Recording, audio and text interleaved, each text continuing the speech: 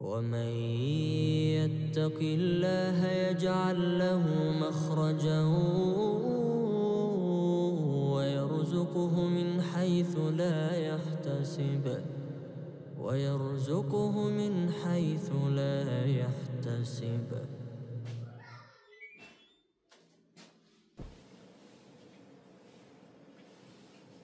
يا صباح الخير، يا صباح الفل والياسمين. كيفكم صبايا؟ شو اخباركم؟ ان شاء الله تكونوا بالف خير يا رب. انتم عم تشوفوا فيديو اليوم. اهلا وسهلا فيكم كلكم، نورتوا قناتي. اهلا وسهلا بصبايا الجداد اللي انضمت لقناتي جديد. برحب فيكم من وين ما كنتوا عم تتابعوني، ورجعت لكم بفيديوهات، سلسلة الفيديوهات ترتيب الأغراض. بعد ما اجتني من تركيا. هدول الفيديوهات كثير حيكونوا مفيدين للصبايا يلي عم ينتقلوا من بلد لبلد أو من بيت لبيت، حيكونوا محفزين كتير إلكم.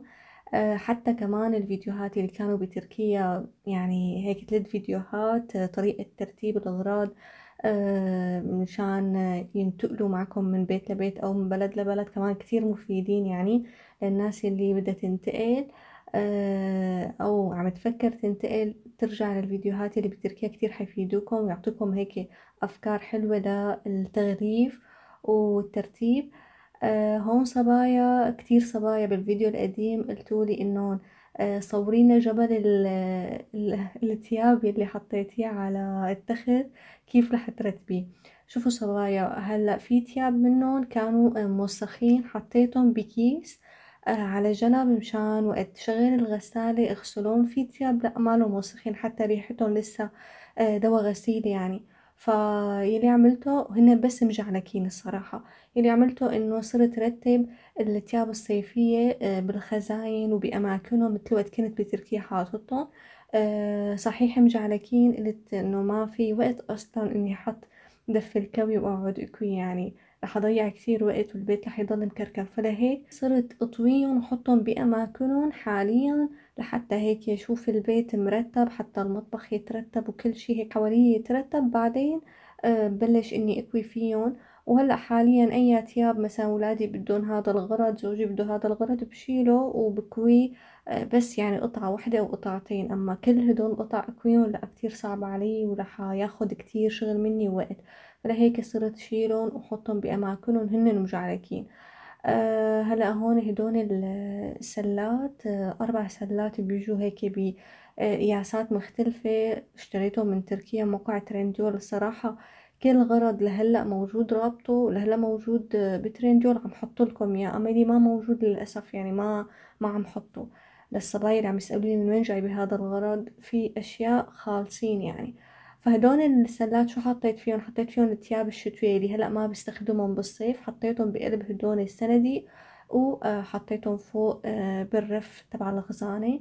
وكل شي صيفي عم يعني عم حطه بالعلاليق، مثل فساتين بدها تتعلق في لا كنزات، في كنزات بدها تنطوى، عم بطويها وحطها برفوف. الشي اللي بده تعليق بعلقه، الشي اللي بنحط بالدروج وبالرفوف بحطه.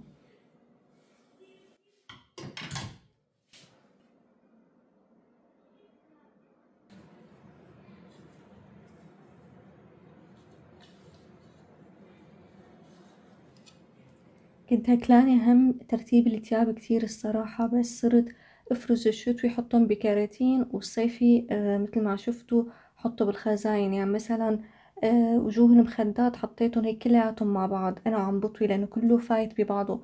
البشاكير لحال، المسابل لحال، الكنزات والتياب الصيفية لإلي لحال، حتى تياب ولادي جبت كرتونة مشان انقلهم على غرفتهم كمان لحالها. وهيك ترتب كل شي حوالي بانتظام وخطوة خطوة.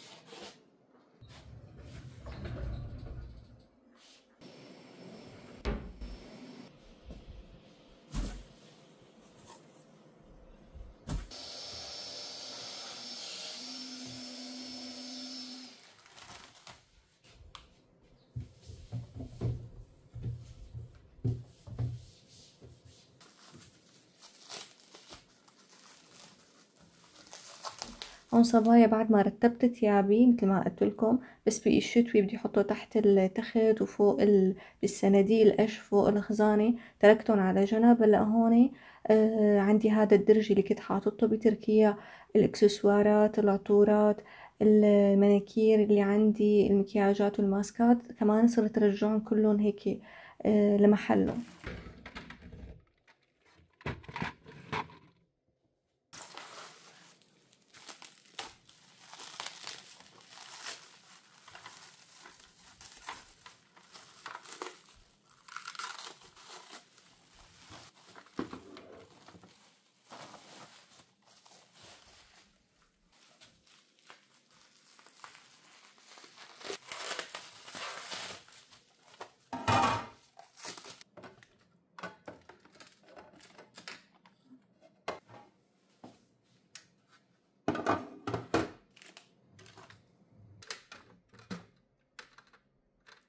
هذا الطوق كتير بحبه لأنه فيني حطه بشكلين، يعني شكل هيك بفتحه بصير 4 قلوب جنب بعض، لونه كتير حلو، لونه الفيروزي، وفيني كمان جمعهم هيك في مثل مغناطيس بجمعهم بصيروا وردة وحدة.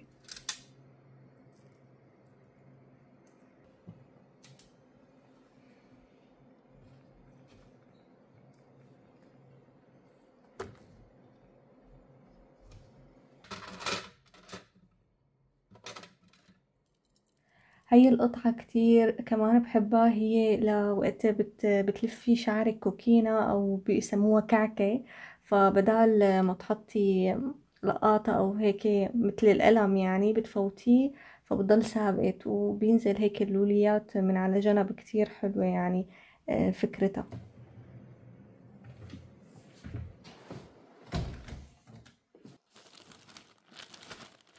كنت عم دور على الأكياس مشان ضب الشتوي والحرامات الشتوية، ما كنت أعرف وينهم لأنه صار لي 4 شهور أغراضي ضاببتهم وطالعة.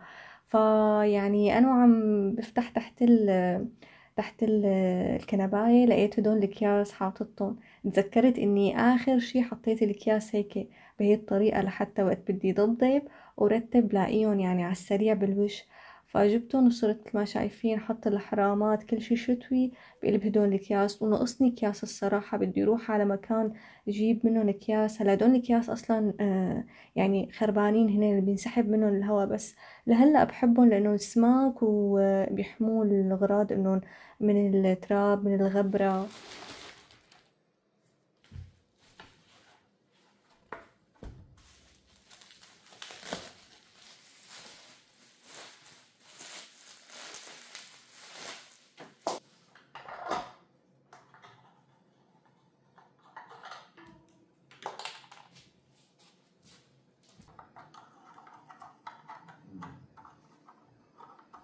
هدول اللمباديرات ركبتهم وحطيتهم كمان يعني على الكومودينتين يلي قدام التخت، بس من دون لسه ما اوصلهم لانهم ورا التخت فيه بس بريز واحد، فلازم يجي كهربجي يوصلنا اللمباديرين يعني على هذا البريز.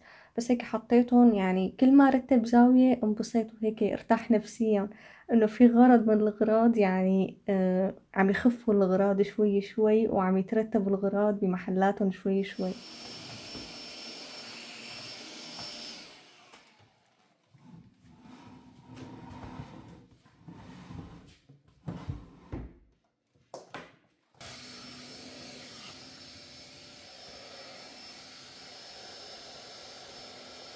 لاحظت شغلة إنه بمصر في غبرة كتير وتراب كتير، أما بتركيا كان في شحار كتير.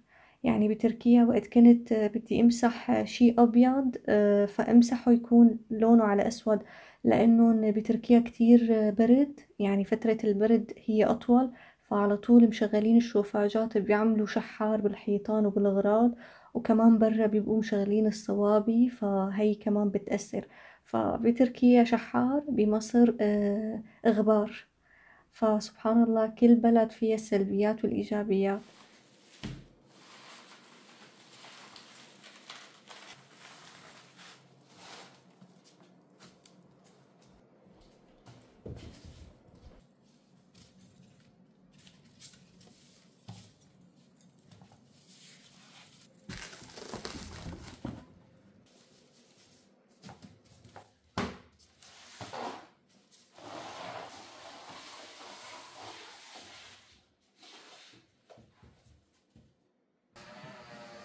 هي التريا اللي فوق حطيتها بغرفة النوم، كانت بالكريدور بتركيا كنت حاطتها. فوقت اجت بالكرتونة هيك في طابة بيضة مكسورة، قالوا لي انه هون بمكان اسمه العتبة فيكي تلاقي هي القطعة البيضة، يعني تجيبيها لحال وتركبيها.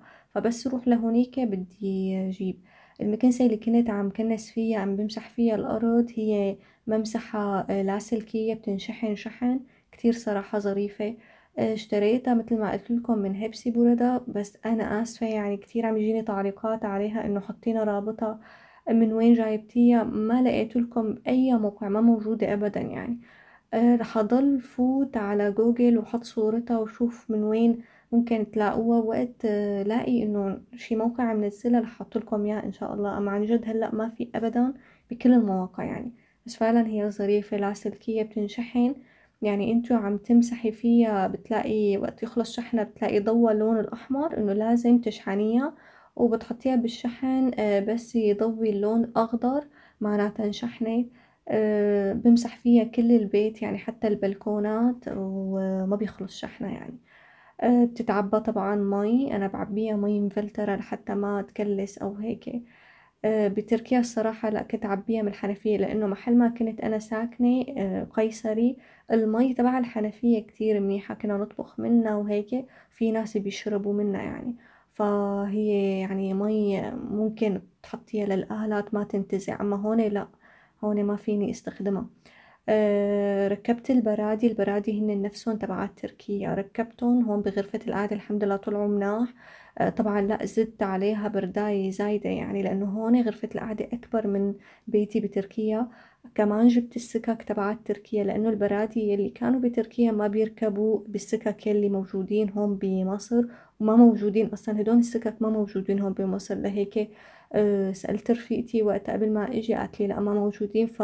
وقت شحنت أغراضي جبت كم سكة من تركيا لهون ركبناهم. يعني هي سكة أصلا خفيفة يعني ما هي تقيلة أو غالية، بس البرادي ما بيتركبوا إلا عليها.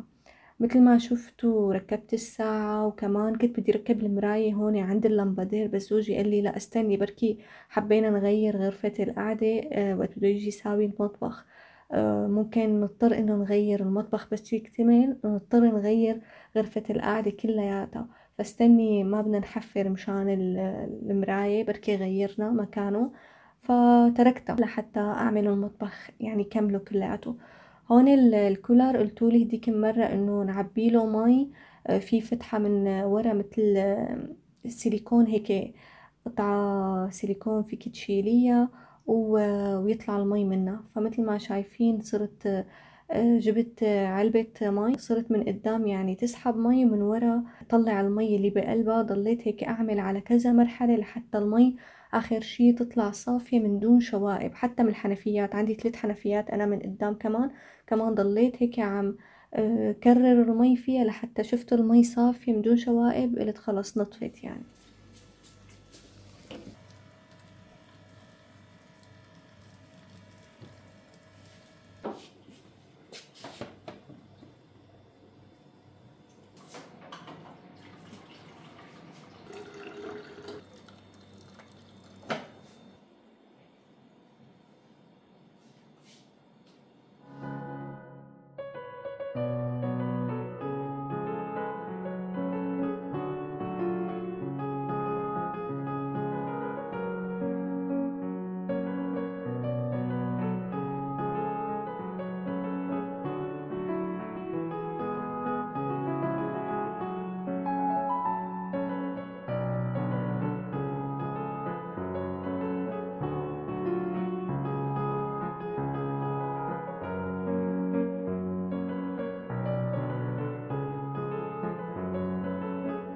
أنا فايقة كنت من الصبح بكير، يعني من الساعة 6 عم بشتغل ورتب وهيك. عن جد وقت الواحد بفيق بكير عن جد في بركة بالوقت، يعني بتحسي حالك إنه أنجزتي كتير وسويتي كتير أشياء بنفس اليوم. هون بعد ما رتبت الأشياء طبعا باقي بس المطبخ، يعني أغراض المطبخ لحتى يجي شركة المطبخ يعني تيجي تركب لنا باقي المطبخ. هون بساوي المطبخ وبحس إنه عن جد فعلا إني خلصت. يعني سبحان الله هو أكتر مكان فيه كركبة هو المطبخ. بس الحمد لله خلصت التياب تقريبا يعني. هي القصص يعني خلصتها يعني تقريبا 50-60% خلصت. هون لبست ورحت لوين حروح على العتبة. في أماكن كلياتها تريات كلياتها شو بيخطر ببالكم، شغلات كهربائيات يعني، شرطان، للبرايز، لمبات، هالقصص هي كلياتها موجودة هونيك فعلا كتير كبير وبتحتاري بشو بدك تطلعي. هو مكان، ما بعرف حسيت فيه روح هيك. هو معجون، مو منظم عشوائي بس فيه روح. هيك الناس بشوشة، بسيطة. حبيت هذا المكان، ما بعرف يعني حسيت انه غير مدينتي. سبحان الله هي مصر كتير كبيرة، فكل مكان فيه هيك شيء مميز عن التاني. فهذا المكان حبيته كمان. مثل ما قلت لكم في كل شيء بيخطر على بالكم من التريات وشغلات هي تبع الكهرباء يعني. أنا كنت عم دور على تريات بامبو قش مشان غرفة القعدة، لأني بحب هي النوع من التريات. فشفت هذا المحل كتير عنده شغلات حلوة. أخذت لكم الموقع تبعه، وأسعاره كتير ظريفة، وهن عالم كتير هيك محترمة. فهلا إذا بس تشوفوا التريات تبعتي إذا عجبوكم احفظوا هذا المحل، وراح احط لكم الموقع تحت بأول تعليق إذا حبيتوا تروحوا عليه تشتروا تريات. أسعاره معقولة يعني وما لها غالية. هون هيك أنا عم بمشي شفت دول قطاط كتير بجنن وعن جد حبيتهم. السودا ما بعرف حسيتها عم تقلي إنه طلعيني من القفص يعني، هيك عم تقشر لي بإيدها أو بدها يعني امسك لها إيدها. كتير حبيتها. هون بس رجعت على البيت عم شوف التريات اللي جبتهم إذا هن مكسورين أو مطعوجين. أمنت عليهم طبعا لسه ما ركبتهم. وكمان غيرت تيابي لأنه توسخوا هيك بالعتبة كتير مشينا فتوسخوا تيابي فغيرتهم. ورحنا لوين؟ رحنا على مكان لحتى نجيب الحوض مشان المطبخ. هلا هو الصراحة الحوض كان لازم شركة المطبخ يعني، هيك من الأول اتفقنا إنه هن يجيبوه. بعدين من يومين وقت عم بحكي معهم عم بقول إنه وين الأغراض لازم تجيبوا هيك هيك هيك، قالوا لي لا الحوض انتي لازم تجيبي. ايه فرحنا لنجيب الحوض اللي بدي اياه. صراحة انا ستانلس ما بحب اللون الاسود. ما بحب الرمادي، بحب الاشياء الفاتحة. فعم دور على شي مثل ما انا بدي اياه. فتنا على كذا محل.